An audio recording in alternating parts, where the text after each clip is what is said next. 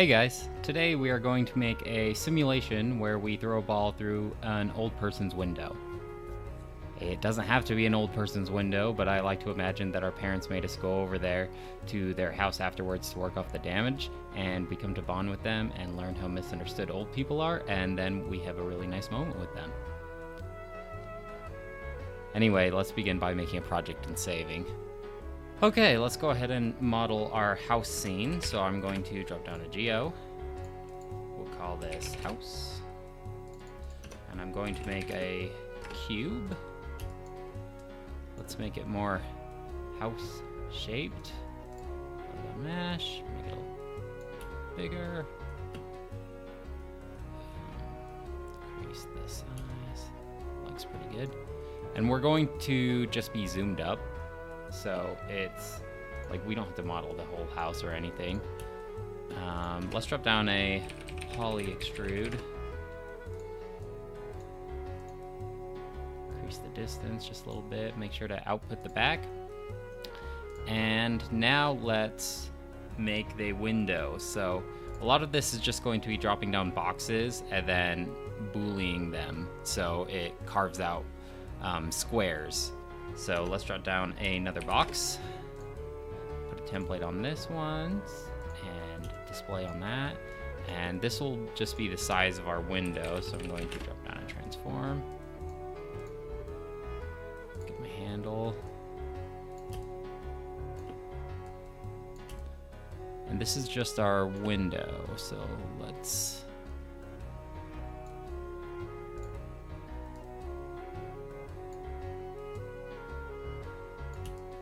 like that.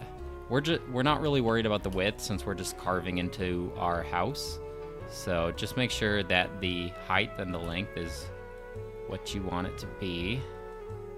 Maybe a little bit bigger.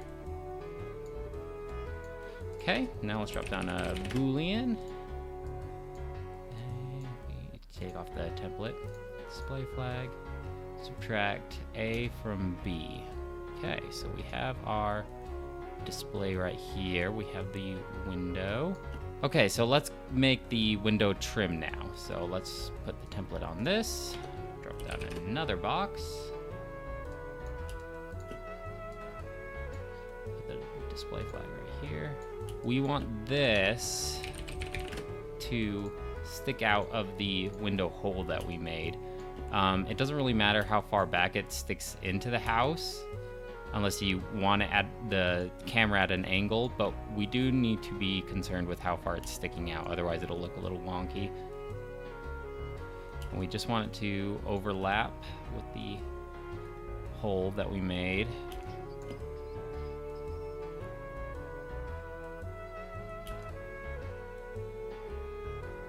That right there. We don't, like I said, we don't want it to stick out too far. It's looking pretty good. All right, so we have our window hole, and we have the block for the frame. Let's make the frame. So let's drop down another boolean. And with the window hole that we made right here, this geometry, we'll just cut it out of this frame. Subtract B from A. Oop, we're gonna have to make this a little bit bigger, but that's okay. Alright, so we have the frame.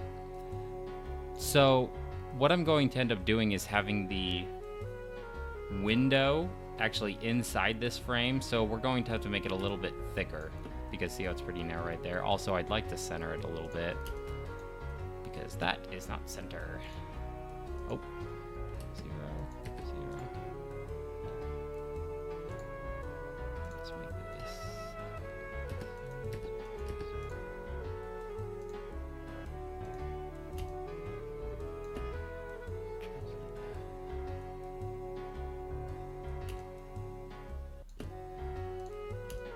Okay, I was just centering everything. Let's make this a little bit taller. Tall and wide. Let's check out how it looks in comparison. Let's make the house bigger too. I didn't realize how big I was making the window.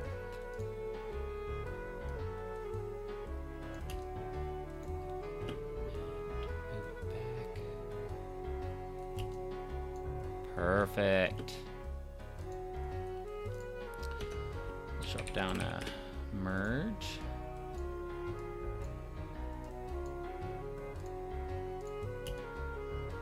Starting to come together. I think all we need to do now, model-wise, is make the window. Let's make a copy of this window trim. To make a copy, you can either select it and Control-C and then Control-V, or you can hold Alt and left-click and drag it, and it'll just make another copy. So we have our window trim here. What I'm going to do is let's do a template on our frame. Okay, let's make this really thin because it's a window. Like right there. And we're going to set it right in our frame. It's got to be a little bit smaller so the frame can hold it. So let's reduce the size here, like 3.7 and 4.8. Drop down another Boolean. So we have our frame there, here, here. And our frame is now cut out. Take out that. And we have our window frame right there. Okay, so let's drop down a couple nulls just to get a little more organized here. Outhouse. I do realize that I just said outhouse. So we have our window frame here.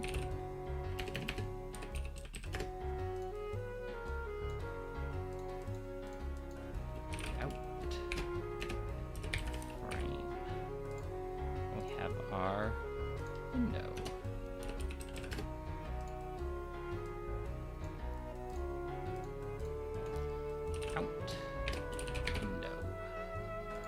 Okay, so now that we have our window modeled, our frame modeled, and our house modeled, we can proceed to drop down a node called an RBD material fracture.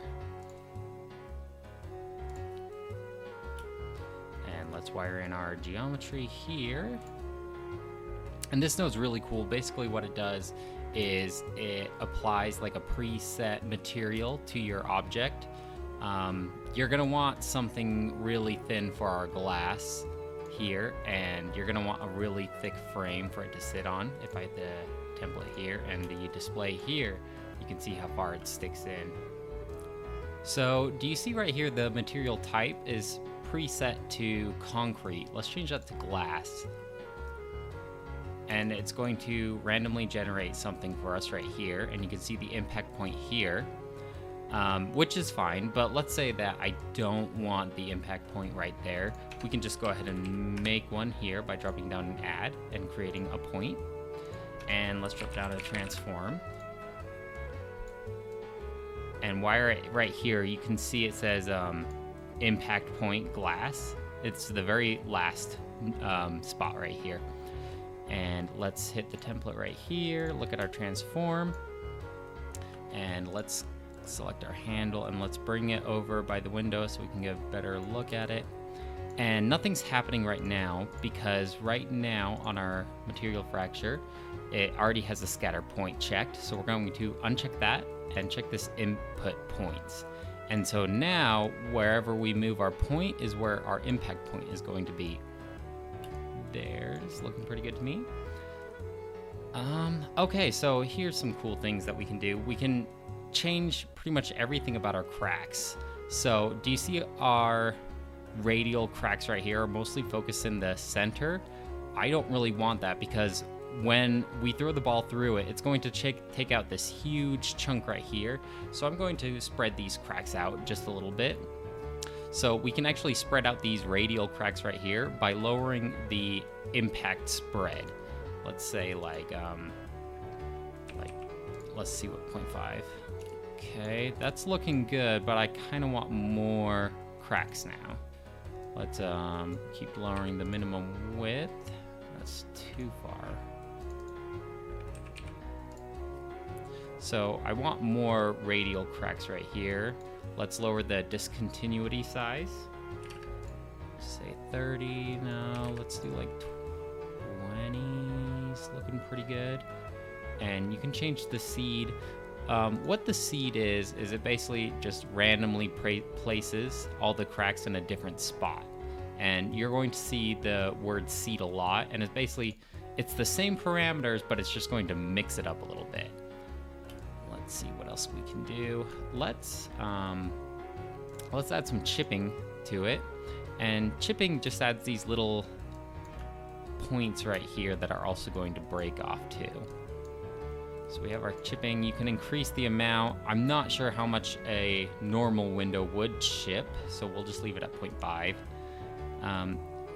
One thing to look at when we're looking at our window here is we're going to be assigning an attribute here in the constraints called glue. And each one of these cracks is going to be glued. So in the center, there's going to be a ton of glue right now. So it's all going to be one chunk, which is not what I want. So I'm going to spread these cracks out even more than that. Like 0.1. Yeah, let's try that. Also, while we're on the topic of applying glue, we're going to make it really low, like 0.05. So it's very fragile. If it's too low, it's going to start crumbling on its own. But if it's too high, then when the ball goes through, it's going to take out the whole window and it won't even fracture at all. So let's drop down a ball. Let's make our ball that we throw through. Let's see, polygon mesh, do a template here. And we're just going to animate this. We could simulate this in a different setup, but just so we have a little more control about it going into the impact point that we have, I find that animating this is going to be a little bit better. Let's have it coming up just a little bit. And so I'm going to hold Alt and left click right here on the translate.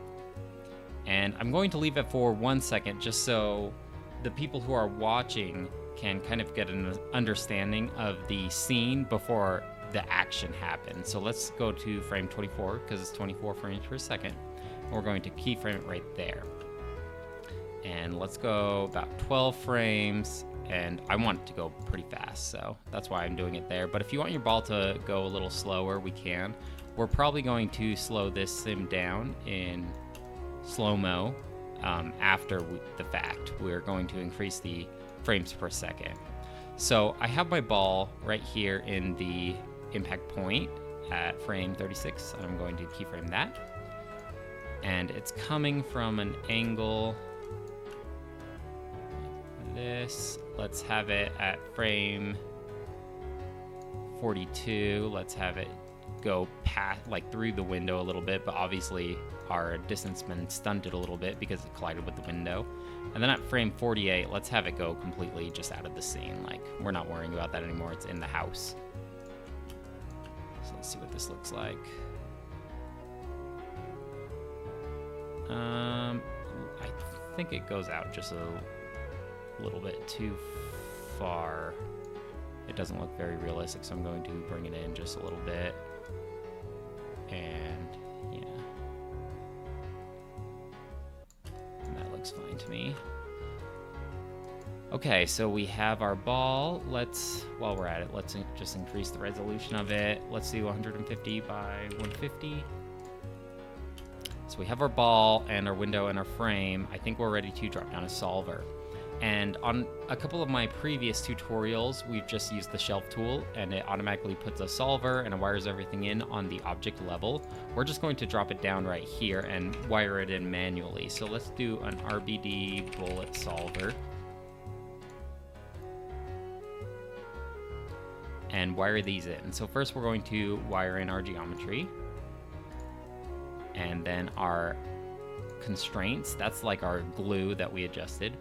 And our proxy geometry. And proxy geometry is basically like a low resolution version. If we drop down null right here, we can see it. And it's just a low resolution version of our geometry. And it makes the simulation cook faster because it uses this compared to high resolution geometry right here, which would take a lot longer to simulate. Okay, so now that we have our window wired into our solver, we need to wire in our collision. So that would be our frame and our sphere. We're going to wire it in this fourth spot right here, collision geometry. So let's drop down a merge node and combine these two and put it in this fourth spot right here. All right, so we have our collision, everything's wired up. Let's hit the display flag on this solver. And a couple things we gotta change before we do our simulation here. As you can see, our frame and our ball are the color blue, and that shows that that's where the collision padding is. And the collision padding is the padding around the geometry, so that's what's actually going to do the impacts. Since our ball is animated, we're going to change this to create deforming static objects, so that's going to work. And what I found worked best for me is concave for the geometry representation, and we're going to lower this down quite a bit, like 0.005. Let's see what else. Oh, our constraints, our glue, like I said, we're going to want it to be pretty low. So for the default operation, let's go to set always, and let's just see what 0.05 looks like. Okay, so do you see what happened right here? My glue was still too strong, and so it just takes out the whole glass for it, and even looks like right here it even pops in a little bit. So I'm just going to mess with the parameters a little bit, and you're probably going to have to as well, just to get it so it's just that sweet spot, that it doesn't take the whole window out with it, but it doesn't collapse on itself. Alright guys, so I skipped forward just a little bit, so you didn't have to see me messing with the parameters at all. What we're going to do now, the action basically happens within the first like 60 frames. So I'm going to do a cheap and dirty way of making my simulation slow motion, and I'm going to click this button here called the global animation options, and I'm going to increase the FPS about 3 times, so 24, 48, 72, so 72 frames per second, and we're going to close this. And we're still going to have this timeline only be 240. It's just every 3 frames in the time it would take to do 1 frame before. I was struggling finding the right glue strength for the right look that I was going for. I was trying to get the ball to go through the window and only take out a small section instead of like shattering the whole window. And what I found actually is working best for me is I keyframe the glue strength in the RBD bullet solver. So what I'm going to do, Alt and left click on the strength of the glue here, move forward to where the ball will collide. So I'm going to keyframe the strength right when it collides. I'm going to set the strength to something really low, like 0.04. This is kind of a quick, dirty way of doing things, but it gives me the look that I'm going for. For rendering purposes that will become clear later, I'm going to drop down a RBD connected faces, and I'm going to put it right here. And all this does is apply an attribute to each primitive, a face ID and a prim dist, and it basically calculates the distance between each primitive. And why we do this is because later when we're going to render, we would see all these cracks before anything is destroyed. So we're going to assign that attribute, and then after the solver, we're going to do an AllBD disconnected face and put it right here, and we're going to delete the connected. So that's going to delete the edges around each primitive when it's connected, but when it is disconnected, we're going to see the edge. And that'll become more clear when we apply the shader. So now I'll cache this out with a file cache, and we'll call this cracks.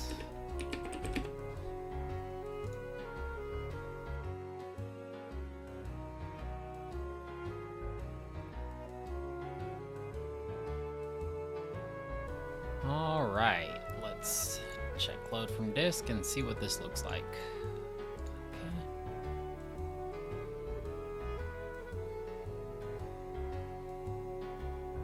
Okay, that's looking good to me. So now when we are applying shaders and we have multiple objects that are going to be different materials, it's a good practice to assign each one to its own geometry.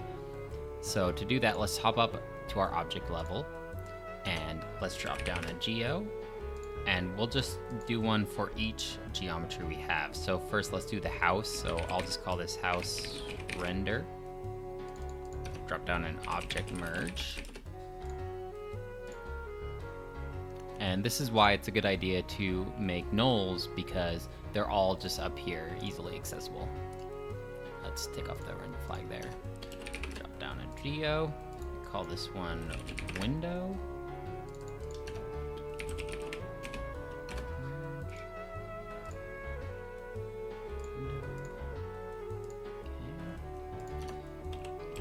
Another geo. Let's call this one frame.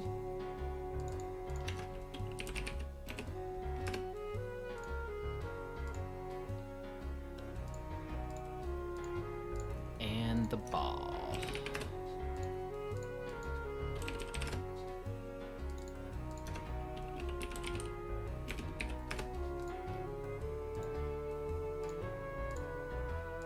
All right, so let me show you why we did this RBD connected and RBD disconnected. Let's take off the renders right here. And in our material palette, let's assign the glass material to this. And let's put our null for the disconnected faces. So as you can see here, this is before we delete connected pieces. Let's drop down a environment light and a camera. Turn this 90 degrees. Let's move the translation back. Okay, so now that our camera is facing the window, let's render this. Okay, so do you see how our cracks are still showing through? We don't want that unless the window is broken. So let's go back to our scene view. And let's put our null after we delete connected pieces. We can actually take this off, go to our window, render. No cracks. Until we get this broken up. And now you can see the cracks are starting to spread. That's exactly what we wanted. Cool. All right, let's assign the shaders to the rest of our geometry. So for our frame, let's just do like a maybe like an off-white. Not reflective because it's supposed to be kind of like wood.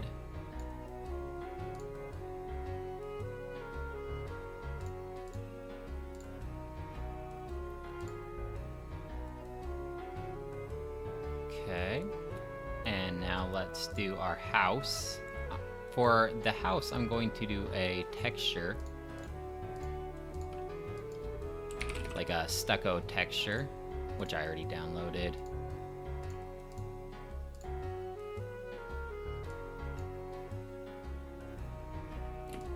Let's see. Okay, we have our stucco. Let's do the ball now. And I'm just going to make it like a wall ball, you know, those pink ones, like those matte pink ones.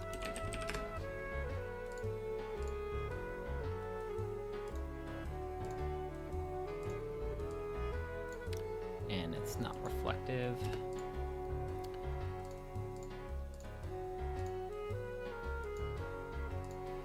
Check it all out. Perfect. And it's looking a little gray, so I'm actually going to make a wall for the inside of the house. Let's call this wall. Make a grid. Okay, make a grid. Let's this would be the size of the window, really. Let's make it go to the back. 2x2.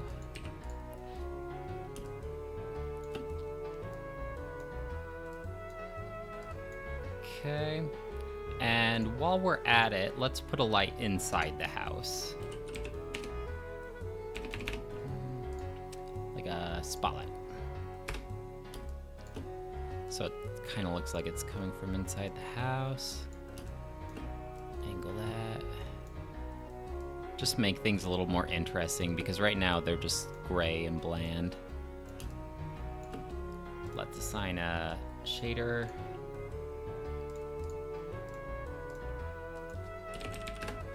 And let's just make it like a navy blue. I'm actually just going to apply it on the object level render material. Wow. Okay, let's see what that looks like. The spotlight is a little too... yeah. Let's angle it a little bit.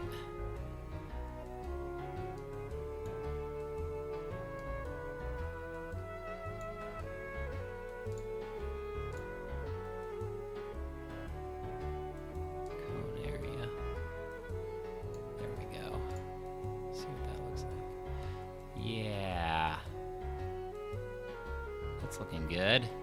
Okay, let's save. Lock in our camera. Okay, let's work on rendering it now. Go to the rendering tab. I just go by 9x9 or 10x10 pixels works for me. One thing that I would maybe look at is the reflection quality, raising that a couple levels. Let's put that at 2. And I would also consider raising the SSS, or subsurface scattering, because we are dealing with a transparent material, so light will scatter inside it. Yeah, that's looking good to me. I think we can go ahead and render this guy out. That should be all for this video. I appreciate you watching. I know it was a little rough, just trying to get the RBD material fracture to break how I wanted it.